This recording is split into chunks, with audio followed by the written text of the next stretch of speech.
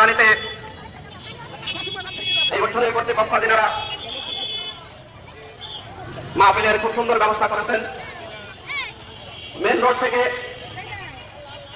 মাহফিলের প্যান্ডেল পর্যন্ত আলহামদুলিল্লাহ খুব সুন্দর ব্যবস্থা। ছেলেরা একদিক থেকে আসবে, মেয়েরা আরেক দিক থেকে আসবে। যাই হোক, আল্লাহ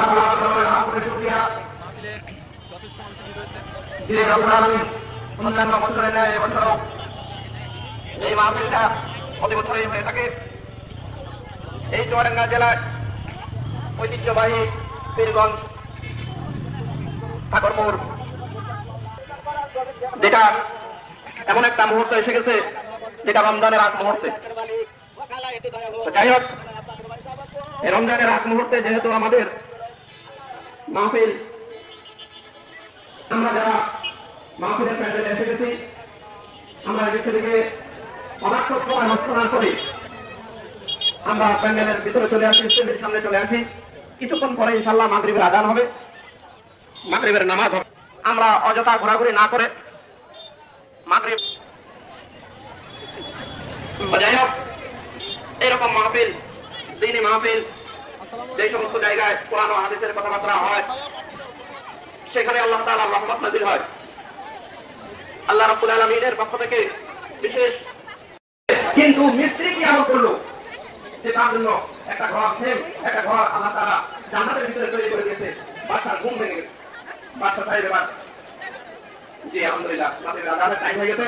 আমরা যারা এদিকে ঘোরাঘুরি করতেছি খুব দ্রুত চলে আসি, আপনি আজান হবে। আমি সংক্ষিপ্ত কথা এখানে শেষ করছি।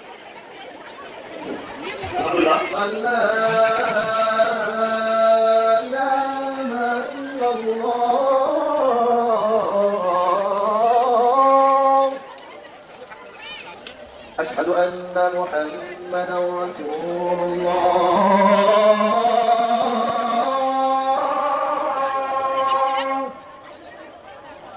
أشهد أن محمدا رسول الله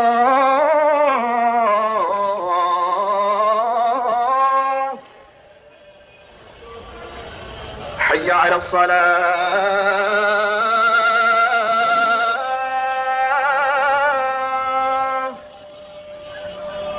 حي على الصلاة